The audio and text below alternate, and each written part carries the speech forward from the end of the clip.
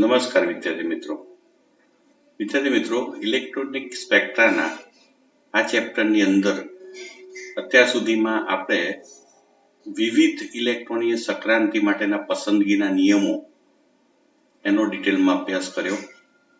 ત્યારબાદ જુદી જુદી જે કન્ફિગ્યુરેશન છે એ કન્ફિગ્યુરેશનને અનુરૂપ કઈ ટર્મ સંજ્ઞા આપણે કેવી રીતે નક્કી કરી શકીએ, એમાંથી ભૂતલ અવસ્થાની ટર્મ કઈ છે અને કઈ ટર્મ એ માંથી ઇલેક્ટ્રોનિક સંક્રાંતિ માન્ય છે એ પણ આપણે નક્કી કર્યું. મિત્રો, આપણે D1 અને D9 ઇલેક્ટ્રોનીય વર્ણપટ વિવિધ ઉદાહરણો સાથે સમજવા પ્રયત્ન કર્યો. D1 D9 ના વર્ગલાલેખ સાથે સાથે D1 D9 D4 D6 ના કમ્બાઇન્ડ વર્ણપટ પણ આપણે ડિટેલમાં અભ્યાસ કર્યો. મિત્રો, તમારી સ્ક્રીન પર તમે જોઈ શકો છો કે અહીંયા જુદા જુદા કન્ફિગ્યુરેશન જે છે એની કઈ ટર્મ સંજ્ઞાઓ આપણને પ્રાપ્ત થાય છે. મિત્રો, D1 અને D9 એ જે સાથે દર્શાવેલી છે એ Dn અને D10-n એવી ટર્મ સંજ્ઞા છે. એટલે આ D1 અને આ D9 આ બંનેની ટર્મ સંજ્ઞા ડબલેટ ડી છે. મિત્રો, એક જ ટર્મ સંજ્ઞા મળે છે. એવી રીતે D2 અને D10-2 એટલે D8 આ બંનેની ટર્મ સંજ્ઞા આ જુદી જુદી 5 મળે છે. મિત્રો, આ 5 ટર્મ સંજ્ઞાઓ પૈકી જે ટ્રિપ્લેટ F છે એ ભૂતલ અવસ્થાની ટર્મ સંજ્ઞા છે, જ્યારે બાકીની બધી ઉત્તેજિત અવસ્થાની ટર્મ સંજ્ઞા છે. તો સ્પિન મલ્ટિપ્લિસિટીના નિયમ અનુસાર ટ્રિપ્લેટ કોઈ પણ F વચ્ચે, ધારો કે અહીંયા ભૂતલ અવસ્થાનું, તો ટ્રિપ્લેટમાંથી ટ્રિપ્લેટ P એ માન્ય સંક્રાંતિ ગણાય. કયા? સ્પિન મલ્ટિપ્લિસિટીના, કારણ કે બંનેની જે સ્પિન મલ્ટિપ્લિસિટી ટ્રિપ્લેટ છે. પણ ટ્રિપ્લેટ F માંથી કોઈ પણ સિંગલેટ G અથવા તો સિંગલેટ D અથવા તો સિંગલેટ S આ ત્રણ સંક્રાંતિઓ માન્ય નથી સ્પિન મલ્ટિપ્લિસિટીના નિયમ અનુસાર, કારણ કે અહીંયા ટ્રિપ્લેટ સ્પિન મલ્ટિપ્લિસિટી છે, અહીંયા એ સિંગલેટ થઈ જાય છે. તો સ્પિન મલ્ટિપ્લિસિટીનો નિયમ સૂચવે છે કે સંક્રાંતિ દરમિયાન જે સ્પિન મલ્ટિપ્લિસિટી અચળ રહેતી હોય, એટલે કે ડેલ્ટા S = 0 હોય, એ સંક્રાંતિ જ માન્ય ગણાય. એટલે એમ કહી શકાય કે અહીંયા ટ્રિપ્લેટ F માંથી ટ્રિપ્લેટ P સંક્રાંતિ જે છે માન્ય છે. મિત્રો, ત્યારબાદ D3 D7 તો તમે જોઈ શકો છો એમાં આટલી બધી સંક્રાંતિઓ મળે છે, આપણને 7 પદો મળે છે, ટર્મ સંજ્ઞાઓ. એ પૈકીની આ જે લાલ અક્ષરે લખેલી છે ક્વાર્ટેટ F અને ક્વાર્ટેટ P એ બે માન્ય સંક્રાંતિઓ છે. એટલે કે ક્વાર્ટેટ F માંથી ક્વાર્ટેટ P આ સંક્રાંતિ માન્ય છે, જ્યારે બાકીની બધી જે ડબલેટ જે છે એ ક્વાર્ટેટ F ભૂતલ અવસ્થાની છે. તો ભૂતલ અવસ્થામાંથી કોઈ પણ ડબલેટ સંક્રાંતિ માન્ય નથી, કારણ કે ક્વાર્ટેટમાંથી ડબલેટ સ્પિન મલ્ટિપ્લિસિટીના નિયમ અનુસાર અમાન્ય સંક્રાંતિ. એટલે અહીંયા જે લાલ દર્શાવેલી છે એ માન્ય સંક્રાંતિઓ છે. એવી જ રીતે મિત્રો, બીજું છે D4 અને D10-4 એટલે કે 6 D4 D6 એ આટલી ટર્મ સંજ્ઞાઓ દર્શાવે છે, જે પૈકીની આ ભૂતલ અવસ્થાની ટર્મ સંજ્ઞા છે જે ક્વિન્ટેટ 5 છે. મિત્રો, ક્વિન્ટેટ 5 માંથી આ ટ્રિપ્લેટ વાળી સંક્રાંતિઓ અથવા તો સિંગલેટ વાળી સંક્રાંતિઓ એ બધી અમાન્ય છે. તો આ ભૂતલ અવસ્થામાંથી આ બધી જ સંક્રાંતિઓ અમાન્ય બને છે, કારણ કે સ્પિન મલ્ટિપ્લિસિટીનો નિયમ એલાઉડ કરતો નથી. જ્યારે D5 જે છે આટલી સંક્રાંતિઓ આપે. તો આમ મિત્રો, આપણે કહી શકીએ કે Dn અને D10-n એની ટર્મ સરખી હોય છે. હવે આ વાતને આપણે થોડીક આગળ લઈએ. તમે અહીંયા જોઈ શકો છો કે D1 અને D9 આ બંનેની ભૂતલ અવસ્થાની ટર્મ સંજ્ઞા ડબલેટ ડી છે. મિત્રો, એવી જ રીતે D4 અને D6 આની પણ ક્વિન્ટેટ ડી છે. તો આ બંને જે છે એમાં ડી પદ આવે છે. એવી રીતે D2 D8 જેની ભૂતલ અવસ્થાની ટર્મ ટ્રિપલેટ F છે, જ્યારે D3 D7 ની પણ F પદ જ છે, એટલે આ બંનેમાં F પદ આવે છે. જ્યારે D5 ની અંદર S પદ આવે છે, સિક્સેટ S, અને D10 ની અંદર સિંગલેટ S આવે છે. તો મિત્રો એમ કહી શકાય કે D1 D9 અને D4 D6 આપણે ગઈ વખતે આના સ્પેક્ટ્રા જોયેલા, આ બંનેમાં ડી પદ છે. અને ડી કોઈ પણ પદનું ક્રિસ્ટલ ફિલ્ડ થિયરીમાં અથવા ક્રિસ્ટલ ફિલ્ડની અંદર જે સ્પ્લિટિંગ થાય છે ડી કક્ષકોનું, એ હંમેશા સમાન થતું હોય છે. એટલે એ દ્રષ્ટિએ વાત કરીએ તો આપણે કહી શકીએ કે જો કોઈ એસ ટર્મ હોય તો એનું A1G માં શામાં અષ્ટફલકીય ક્ષેત્ર, જ્યારે ચતુષ્ફલકીય ક્ષેત્રમાં G નથી લખાતો, માત્ર A1 માં. જો P પદ હોય તો એનું T1G માં, અને કાં તો ચતુષ્ફલકીય હોય તો T1 માં. એવી રીતે કોઈ ડી પદ હોય તો 2l + 1 = 5 મુક્તાયન પદો થાય છે. તો અહીંયા T2G ના 3 અને EG ના 2 એમ 2 શક્તિ સ્તરોમાં વિભાજન થાય છે. એવી રીતે ચતુષ્ફલકીય ક્ષેત્રમાં પણ T2 અને E માં વિભાજન થાય છે. તો જો F પદ હોય તો મુક્તાયન પદ 7 થાય છે, એટલે 1 T2G નું, 3 T2G ના અને 3 T1G ના, એમ કરીને કુલ 7 પદો અહીંયા અને 3 શક્તિ સ્તરોમાં વિભેદન થાય છે. તો આમ ચતુષ્ફલકીય ક્ષેત્રમાં પણ સેમ વિભેદન થાય છે, માત્ર G લખાતો નથી. એવી રીતે જો G હોય ટર્મ સંજ્ઞા તો એનું A1G, કારણ કે એની 9 મુક્તાયન પદ છે, EG, T2G અને T1G એમ 4 શક્તિ સ્તરોમાં વિભેદન થાય છે.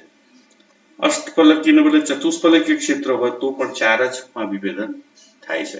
તો આમ મિત્રો કોઈ પણ ટર્મનું ક્રિસ્ટલ ફિલ્ડમાં સ્ફટિક ક્ષેત્રમાં કેવી રીતે વિભેદન થાય, ચતુષ્ફલકીય કે અષ્ટફલકીય, એ અહીંયા દર્શાવેલું છે. મિત્રો આજે આપણે D2 D8 અને D3 D7 ના ઓર્ગલ આલેખ ઇન્ડિવિડ્યુઅલી અને સંયુક્ત બંનેનો અભ્યાસ કરીશું. મિત્રો અગાઉ આપણે D1 D9 અને D4 D6 નો ઓર્ગલ આલેખ અહીંયા દર્શાવેલો છે. મિત્રો એમાં જાણીએ છીએ કે બંનેમાં D1 અને D9 માં ડબલેટ ડી પદ છે. D1 D9 ની અંદર ડબલેટ ડી ભૂતલ અવસ્થાનું પદ છે, જ્યારે D4 D6 ની અંદર ક્વિન્ટેટ ડી ભૂતલ અવસ્થાનું પદ થાય છે. એટલે મૂળભૂત રીતે ડી આવે છે, અને કોઈ પણ નું ડી પદ હોય, મિત્રો આપણે અગાઉ જ જોયું હમણાં કે ડી પદ હોય, તમે જોઈ શકો છો ડી હોય તો T2G અને EG એમાં વિભેદન થાય છે. તો એ રીતે જોવા જઈએ તો અહીંયા T2G અને EG એમાં વિભેદન થાય છે. જો મિત્રો અહીંયા D1 ને D9 હોય તો અહીંયા ડબલેટ લખાય છે, એટલે ડબલેટ T2G અને ડબલેટ EG એવી રીતે લખાય છે. જો ચતુષ્ફલકીય ક્ષેત્ર હોય તો ડબલેટ E અને ડબલેટ T2 એવી રીતે લખાય છે. તો આમ D1 D9 માં ડબલેટ પદ છે, જ્યારે D4 D6 માં ક્વિન્ટેટ છે. પણ વિભેદન જે છે એ આપણે આ 4 ને સંયુક્ત આલેખ વડે દર્શાવી શકીએ છીએ. મિત્રો એવી જ રીતે D3 D7 અને જેમાં પદ જે છે એ ભૂતલ અવસ્થાનું ટ્રિપલેટ F અને બીજું જે છે ટ્રિપલેટ P છે, જ્યારે બાકીના ઉત્તેજિત અવસ્થાના પદ જે છે આ માન્ય પદો મેં લખ્યા છે. જ્યારે D2 D8 ની અંદર, જ્યારે D3 D7 ની અંદર મિત્રો ક્વાર્ટેટ F અને ક્વાર્ટેટ P એમ 2 માન્ય પદો છે. એટલે અહીંયા F લખવામાં આવે છે અને અહીંયા P લખવામાં આવે છે.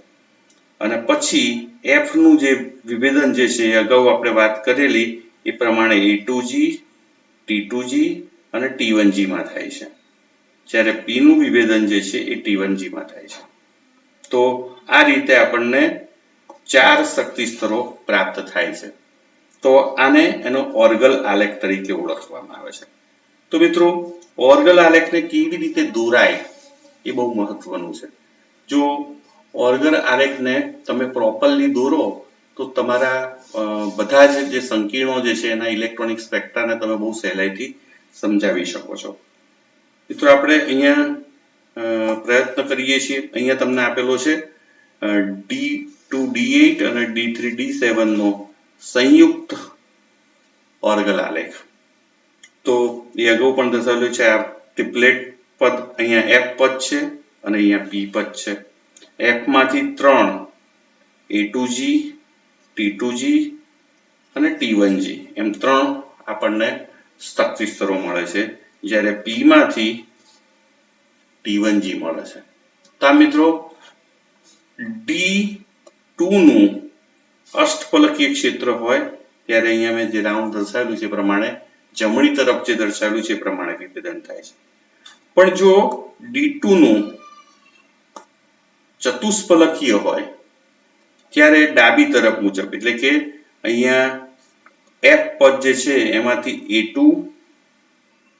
T2 અને T1 એમ 3 પદો ઉત્પન્ન થાય છે. સોરી, આ T1, જ્યારે P માંથી આ T1 ઉત્પન્ન થાય છે. તો આમ જ્યારે ટેટ્રાહેડ્રલ સંકીર્ણ હોય ત્યારે G લખવામાં આવતું નથી, ત્યારે માત્ર T1, T2, A2 એ રીતે લખાય, G સિવાય લખવામાં આવે છે. અને મિત્રો જો અહીંયા D2 હોય તો અહીંયા પદ જે છે ટ્રિપલેટ F ને ટ્રિપલેટ P હોય છે, એટલે અહીંયા બધામાં ઉપર ટ્રિપલેટ લખવામાં આવે છે. એવી રીતે આ D2 અષ્ટફલકીય હોય તો પણ અહીંયા ટ્રિપલેટ છે તો ટ્રિપલેટ, ટ્રિપલેટ, ટ્રિપલેટ, ટ્રિપલેટ એ રીતે લખાય છે. તો આ રીતે આપણે આનો સંયુક્ત આલેખ દર્શાવી શકીએ છીએ. મેં તમને વાત કરી હતી અગાઉ કે D2 ને D8 જે છે એમાં કુલ આટલા પદો છે, જે પૈકીના લાલ કરેલા 2 પદો જે છે એને અહીંયા દર્શાવેલા છે મિત્રો, કે જે માન્ય સંક્રાંતિઓ આપે છે. ટ્રિપલેટ F માંથી ટ્રિપલેટ P સંક્રાંતિઓ માન્ય છે. એવી રીતે મિત્રો જો D3D7 હોય તો આ જ ઓર્ગલ આલેખ ચાલે છે, પણ એ વખતે અહીંયા જે પદો જે છે આટલા મળે છે, જે પૈકીના લાલ બંને દર્શાવેલા છે એ ક્વાર્ટેટ F ને ક્વાર્ટેટ P છે. એટલે અહીંયા ટ્રિપલેટની જગ્યાએ મિત્રો ક્વાર્ટેટ લખવામાં આવે છે. એટલે બહુ જ સહેલાઈથી બધે ક્વાર્ટેટ લખી દેવાનું, એટલે એનું એ ચાલે. માત્ર ફેર શું છે કે અહીંયા D2 નું અષ્ટફલકીય ક્ષેત્ર છે એના બદલે અહીંયા D7 નું અષ્ટફલકીય ક્ષેત્ર આવે છે. તો આપણે વારાફરતી દરેકના જે છે D2 D8, D3 D7 અને ઇન્ડિવિજ્યુઅલી D2 અને D3 D7 અને D3 એ આપણે ગ્રાફ જે છે ઓર્ગલ આલેખ એ જોઈએ. મિત્રો અહીંયા D2 D8 નો ઓર્ગલ ડાયાગ્રામ દર્શાવ્યો છે. હવે સૌપ્રથમ આપણે એ શીખવા માંગીએ છીએ કે ડાયાગ્રામ દોરવો કેવી રીતે. તો મિત્રો આપણે અહીંયા જો લાઈનો દર્શાવેલી છે, તો આ બધી જે લાઈનો દર્શાવેલી છે એ તમે જોઈ શકો છો બેકગ્રાઉન્ડમાં. તો આપણી નોટની અંદર મોટે ભાગે લાઈનો હોય છે. તો સૌથી પહેલા ટ્રિપલેટ F લખો. આ ટ્રિપલેટ F થી 1, 2, 3 અને 4 ત્યાં ટ્રિપલેટ P લખો. મિત્રો આપણે જાણીએ છીએ કે D2 D8 માં D2 જે છે અને D8 બંનેની ટર્મ સંજ્ઞાઓ આટલી છે. એ પૈકીની ટ્રિપલેટ F અને ટ્રિપલેટ P જે રેડ કલર દર્શાવેલી છે એ માન્ય છે સ્પિન મલ્ટિપ્લિસિટીના નિયમ અનુસાર. એટલે અહીંયા માત્ર ટ્રિપલેટ P અને ટ્રિપલેટ F દર્શાવેલા છે. તો અહીંયા જે ટ્રિપલેટ P અને ટ્રિપલેટ F માં ટ્રિપલેટ F જ્યાં દર્શાવો ત્યાંથી 4 લાઈન ઉપર અહીંયા ટ્રિપલેટ P દર્શાવો મિત્રો. હવે તમે શું કરો તો કે ટ્રિપલેટ P વાળામાંથી સીધી લાઈન દોરો. આ જે ગ્રીન દોરેલી છે મેં, તમે જોઈ શકો છો આ સીધી લાઈન. આપણે જાણીએ છીએ કે ટ્રિપલેટ P માંથી હંમેશા ટ્રિપલેટ T1G ઉત્પન્ન થાય. તો ટ્રિપલેટ P માંથી શું ઉત્પન્ન થશે મિત્રો? ટ્રિપલેટ. એટલે બંને બાજુ ટ્રિપલેટ T1 લખી દેવાનો. એ તો ટ્રિપલેટ T1 જે છે T1G એની કૌંસની અંદર અહીંયા P લખેલું છે. P કેમ લખેલું છે? કારણ કે આ P માંથી ઉત્પન્ન થાય છે એટલે. અહીં પણ F માંથી પણ ઉત્પન્ન થાય છે આ T1, પણ એ ટ્રિપલેટ T1 F લખાય એટલે બંનેની ઓળખ માટે અહીંયા P વધારાનો લખેલો, બાકી ટ્રિપલેટ T1 જે લખીએ તો પણ ચાલે. તો મિત્રો આમાંથી ટ્રિપલેટ P જે છે એનું આપણે દર્શાવી દીધું. હવે ટ્રિપલેટ F, મિત્રો કોઈ પણ F પદ હોય તો આપણે જાણીએ છીએ કે એમાંથી કયા પદો ઉત્પન્ન થાય? A2G plus T2G plus T1G. તો મિત્રો આમાંથી ઉત્પન્ન થશે. અહીંયા ટ્રિપલેટ છે F, તો ટ્રિપલેટ A1G, ટ્રિપલેટ T2G અને ટ્રિપલેટ T1G એમ 3 પદો ઉત્પન્ન થશે. તો મિત્રો અહીંયા તમે જોઈ શકો છો, તો અહીંયા 3 પદો ટ્રિપલેટ A2G, ટ્રિપલેટ T2G અને ટ્રિપલેટ T1G. મિત્રો અહીંયા T1G ની કૌંસમાં F લખેલું કારણ કે F માંથી ઉત્પન્ન થાય છે. તો આ P માંથી ઉત્પન્ન થાય છે એટલે P લખેલો છે અને F માંથી ઉત્પન્ન થાય છે એટલે F. એટલે બંનેની આઈડેન્ટિટી માટે આ P ને F કૌંસમાં લખવામાં આવેલા છે. હવે મિત્રો ખાસ અહીંયા હું તમને દોરવાની જે રીત જે છે એ ખાસ તમને સમજાવવા માંગુ છું કે કેવી રીતે દોરવું. તો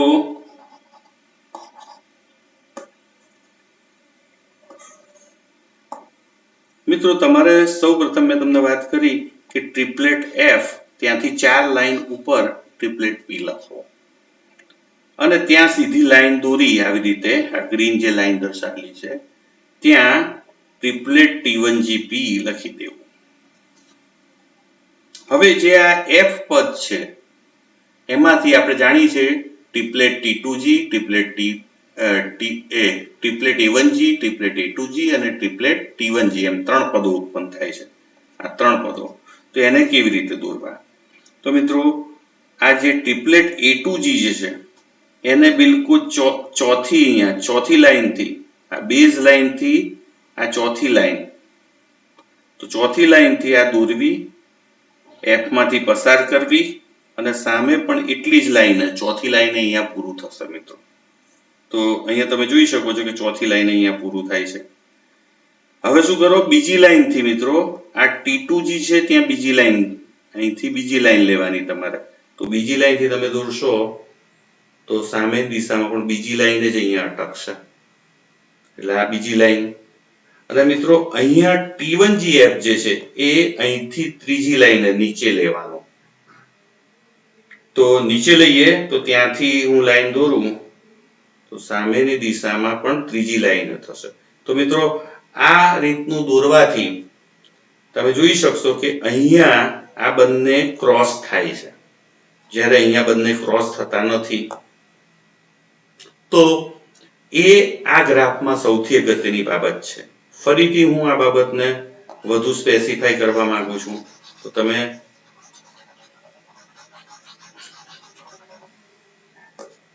જોઈ શકો છો. તો પહેલું શું કરવાનું? ટ્રિપલેટ F દોરવાનો, 4 લાઈન ઉપર ટ્રિપલેટ P દોરો, પછી સીધી લાઈન અહીંયા એની ચોથી લાઈન પર દોરી દો, ત્યાં ટ્રિપલેટ T1GP બંને બાજુ લખી દો. ત્યારબાદ જે ટ્રિપલેટ F પદના વિભેદનો આપણે દર્શાવવાના છે એમાં A2G જે છે એને આ બેઝ લાઈન જે છે ત્યાંથી ઉપરની તરફ ચોથી લાઈને એટલે કે અહીંયાથી શરૂ કરી અને સામે F માંથી પાસ કરીને સામે ચોથી લાઈને લઈ જાઓ. એવી જ રીતે આ જે ટ્રિપલેટ T2 જે છે એને બેઝ લાઈનથી બીજી લાઈનથી ત્યાંથી દોરી અને બીજી લાઈન સુધી સામે દોરી કાઢો. જ્યારે ટ્રિપલેટ T1GF જે છે એને અહીંથી બેઝ લાઈનથી નીચેની તરફ 3 લાઈન, 1, 2 અને ત્રીજી લાઈન દોરી અને ત્યાંથી F માંથી પાસ કરીને સામેની દિશામાં લઈ જાઓ. તો મિત્રો આ બે ક્રોસ થશે, જ્યારે આ બે ક્રોસ થશે નહીં. તો આ રીતનો આપણને જે ઓર્ગલ આલેખ મળ્યો એ અહીંયા આપણે ખાસ દોરતા શીખવાનું છે મિત્રો. હવે આવું કરવાથી શું થશે એનો તમને ખ્યાલ જે છે પછી આગળ હું સમજાવું છું. તો હવે શું થયું? તો કે સૌથી પહેલા D2 અષ્ટફલકીય ક્ષેત્ર. તો અહીંયા મિત્રો આ જે વચ્ચેનો પાર્ટ, વચ્ચેની લાઈન છે ત્યાંથી આ જમણી તરફનો ભાગ જે છે એ D2 અષ્ટફલકીય અને D8 ચતુષ્ફલકીય માટેનો ઓર્ગલ આલેખ છે. જ્યારે આ ડાબી સાઈડનો ભાગ જે છે એ D2 ચતુષ્ફલકીય અને D8 અષ્ટફલકીય માટેનો ઓર્ગલ આલેખ છે. હવે જો મિત્રો અષ્ટફલકીય હોય D2 તો આ ભૂતલ અવસ્થાનું પદ બનશે અને એમાંથી આ પહેલી સંક્રાંતિ, આ બીજી સંક્રાંતિ અને આ ત્રીજી સંક્રાંતિ, એમ 3 સંક્રાંતિઓ થશે. પણ જો D8 અષ્ટફલકીય હોય તો આપણે આ ડાબી બાજુનો ગ્રાફ પસંદ કરવાનો. તો એ વખતે ભૂતલ અવસ્થા ટ્રિપલેટ T2G થશે. તો ટ્રિપલેટ 2G માંથી આ પહેલી સંક્રાંતિ, આ બીજી સંક્રાંતિ અને આ ત્રીજી સંક્રાંતિ, એમ 3 સંક્રાંતિઓ અહીં પણ થશે. તો આ જે છે D2 D8 નો ઓર્ગલ આલેખ કેવી રીતે દોરાય એને આપણે સમજો. તો મિત્રો ઓર્ગલ આલેખ જે છે એ અષ્ટફલકીય ક્ષેત્રમાં કે ચતુષ્ફલકીય ક્ષેત્રમાં કોઈ પણ કન્ફિગ્યુરેશન ને કારણે જે ટર્મ સંજ્ઞાઓ જે મળે છે એ ટર્મ સંજ્ઞાઓનું જે વિભેદન જુદા જુદા પદોમાં કેવી રીતે થાય છે એ દર્શાવતો આલેખ છે.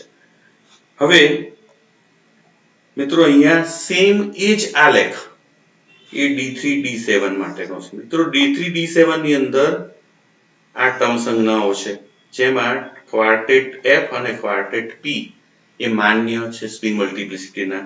તો અગાઉની જેમ જ D2 D8 ની જેમ જ અહીં F પદ અને અહીંયા P પદ. ફેર શું છે તો કે અહીંયા ક્વાર્ટેટ છે, પેલામાં ટ્રિપલેટ હતું તો અહીંયા ક્વાર્ટેટ આવે છે. તો ક્વાર્ટેટ F અને ક્વાર્ટેટ P સેમ એ જ રીતે દોરવાનું છે. તો ફરીથી બિલકુલ સેમ, બંનેના પદો સેમ છે એટલે P માંથી જે વિભેદન થાય છે એ T1G P. પણ મિત્રો અહીંયા ક્વાર્ટેટ છે એટલે અહીંયા ક્વાર્ટેટ T1G P લખવું પડે. એવી જ રીતે આ જે છે એ પણ, એટલે F થી ચોથી લાઈને P દોરી કાઢવાનું, ત્યાં આ બે લાઈન દોરી દેવાની એટલે ટ્રિપલેટ T1G એ ક્વાર્ટેટ T1G અને ક્વાર્ટેટ T1G P આ બંને બે બાજુ દોરી કાઢ્યા. હવે મિત્રો F પદનું વિભેદન દર્શાવવાનું છે. તો અહીંયા ક્વાર્ટેટ F છે તો ક્વાર્ટેટ F માંથી ક્વાર્ટેટ T2G, ક્વાર્ટેટ T2G ક્વાર્ટેટ A2G, ક્વાર્ટેટ T2G અને ક્વાર્ટેટ T1GF. તો મિત્રો બિલકુલ એ જ પ્રમાણે જે પ્રમાણે D2 D8 માં હતું. તો અહીંયા ગ્રાફ દોર્યો. તો આ ગ્રાફ જે છે એ D7 અષ્ટફલકીય ક્ષેત્રનો છે. કોઈ પણ કોમ્પ્લેક્સ કે જેમાં ધાતુ આયન D7 કન્ફિગ્યુરેશન ધરાવતી હોય અને ક્ષેત્ર કેવું હોય, લિગાન્ડ ક્ષેત્ર અષ્ટફલકી હોય, તો એ વખતે આ જમણી બાજુનો ગ્રાફ તમારે દોરવાનો છે. આપણે મિત્રો જાણીએ છીએ કે D7 નો અષ્ટફલકી હોય તો આ D7 નો ચતુષ્ફલકીય થાય, એ ઓપોઝિટ હોય બિલકુલ. તો હંમેશા D1 D9 નું વિભાજન અવળું થાય છે, એવી રીતે D2 D8 નું પણ અવળું થાય, D3 D7 નું પણ થાય.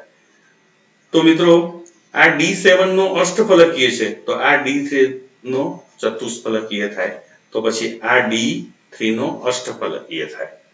તો મિત્રો આ જમણી બાજુનું થયું. હવે ડાબી બાજુનું જોઈએ. તો ડાબી બાજુનું મેં તમને કીધેલું કે F નું વિભેદન જે છે એ અહીંથી આ બેઝ લાઈન થી 4 લાઈન ઉપર દોરવાનું તમારે.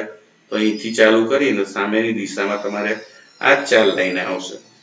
આ બે લાઈન થી ચાલુ કરીને અહીંયા ક્વાર્ટેટ T2G, જ્યારે આ ક્વાર્ટેટ A1G જે છે એ નીચેથી ત્રીજી લાઈન થી દોરવાનું અને ઉપર ત્રીજી લાઈન અડાવવાનું.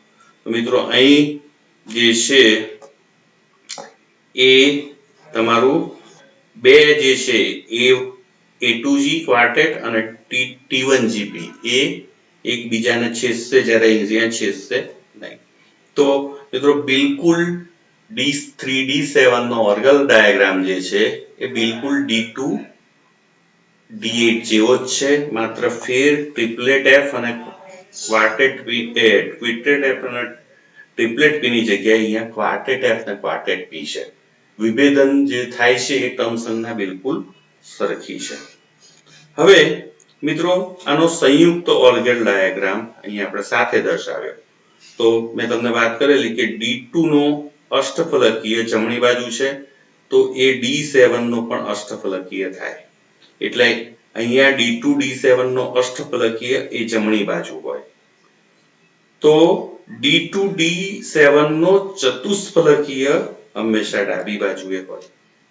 એવી રીતે D3 D8 નો ચતુષ્ફલકીય જમણી બાજુ, તો D3 D8 નો અષ્ટફલકીય ડાબી બાજુ. એ રીતે આપણે દોરી શકીએ. તો મિત્રો ખાસ ધ્યાને રાખવાનું કે જ્યારે અષ્ટફલકીય ક્ષેત્ર હોય ત્યારે A2G લખવાનું, પણ જો ચતુષ્ફલકીય ક્ષેત્ર હોય તો A2 જ લખવાનું. અને પદમાં જે સ્પિન મલ્ટિપ્લિસિટી હોય, દાખલા તરીકે અહીંયા D2 સંજ્ઞા છે, એટલે કે D2 TD નો ગ્રાફ આપણે જોવો છે, તો D2 TD આ બાજુ છે, ડાબી બાજુ. D2 TD આ બાજુ છે એટલે મારે ડાબી સાઈડ નો ગ્રાફ પકડવો પડે. તો એ વખતે ગ્રાફ બિલકુલ ડાબી સાઈડ છે એ રીતે દોરવાનો, પણ અહીંયા A2 લખવાનું, અહીંયા T2 લખવાનું છે, અહીંયા 2 આવે, અહીંયા T1F અને અહીંયા T1P. તો આ રીતે લખવાનું છે મિત્રો. G લખવાનું નથી. ક્યારે? જ્યારે ચતુષ્ફલકીય ક્ષેત્ર હોય. તો મિત્રો થોડાક આપણે ઉદાહરણો લખીને અને સમજવાનો પ્રયત્ન કરીશું. તો હું થોડાક અહીંયા આપણે પઝલ જેવું કરી દઈએ કે જેથી આ બાબતને આપણે વધુ સારી રીતે સમજી શકીએ. મિત્રો દાખલા તરીકે તમારો કોઈ કોમ્પ્લેક્સ જે છે એમાં કન્ફિગ્યુરેશન જે છે એ D3 છે અને અષ્ટફલકીય છે. તો જો D3 અષ્ટફલકી હોય તો મિત્રો D3 અષ્ટફલકી એટલે આ બાજુનો ગ્રાફ તમારે લેવો પડે, ડાબી સાઈડનો. હવે મિત્રો D3 છે અને અષ્ટફલકીય છે એટલે આપણે ડાબી સાઈડનો ગ્રાફ દોરવાનો, પણ લખવાનું શું? તો કે અહીંયા A2G, અહીં લખવાનું T2G, અહીંયા T1GF અને T1GP લખવાનું, કારણ કે અષ્ટફલકીય ક્ષેત્ર છે. હવે મિત્રો ધારો કે હોય D3 નો ચતુષ્ફલકીય હોય, એટલે કે કન્ફિગ્યુરેશન D3 હોય પણ કોમ્પ્લેક્સ જે છે એનું ક્રિસ્ટલ જે છે એનો આકાર એ ચતુષ્ફલકીય હોય, તો એ વખતે તમારે આ વર્ણપટ લાગુ પડે છે, એટલે કે જમણી તરફનો. તો જમણી તરફનો લાગુ પડે તો એ વખતે તમારે જમણી બાજુનો ગ્રાફ દોરો છે એ પ્રમાણે દોરી કાઢવો. પણ જ્યારે તમે ટર્મ લખો છો તો એ વખતે તમારે શું લખવાનું છે? તો T1F, T2, T1P અને A2. અહીંયા G લખવાનું નથી કારણ કે ક્ષેત્ર કયું છે? ચતુષ્ફલકીય. તો મિત્રો બહુ સહેલાઈથી આપણે કોઈ પણ વર્ગલ આલેખ હોય એના આધારે કોઈ એક કન્ફિગ્યુરેશનનું ચોક્કસ અષ્ટફલકીય ચતુષ્ફલકીય ક્ષેત્રમાં કેવી રીતે વિભાજન થશે એ બહુ સહેલાઈથી દર્શાવી શકીએ છીએ. તો આમ D2 D8 D3 D7 આ બંનેનો સંયુક્ત ઓર્ગલ ડાયાગ્રામ જે છે એ આપણે અહીંયા દર્શાવેલો છે.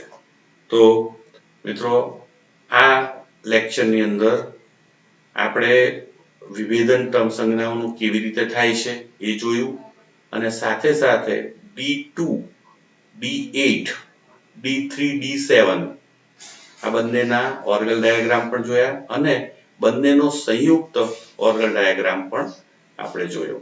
તો D3 D7 અને D2 D8 ના સંયુક્ત ઓર્ગલ ડાયાગ્રામ જે છે એના આધારે આપણે કોઈ પણ આ કન્ફિગ્યુરેશન ધરાવતા આ પૈકીના D3 D2 D7 અને D8 આ ચારે કન્ફિગ્યુરેશનનું કોઈ પણ ક્ષેત્ર હોય, અષ્ટફલકીય હોય કે ચતુષ્ફલકીય, એમાં કેવા પ્રકારનું સ્પ્લિટિંગ થશે એ આપણે સહેલાઈથી સમજી શકીએ છીએ, અને કઈ કઈ સંક્રાંતિઓ થશે એ પણ આપણે સહેલાઈથી સમજાઈ શકીએ. ને આના આધારે કેવા વર્ણપટ મળશે, તો મળતા વર્ણપટ આ સૈદ્ધાંતિક બાબતોથી મેચ થાય છે કે નહીં એ પણ આપણે ચેક કરી શકીએ.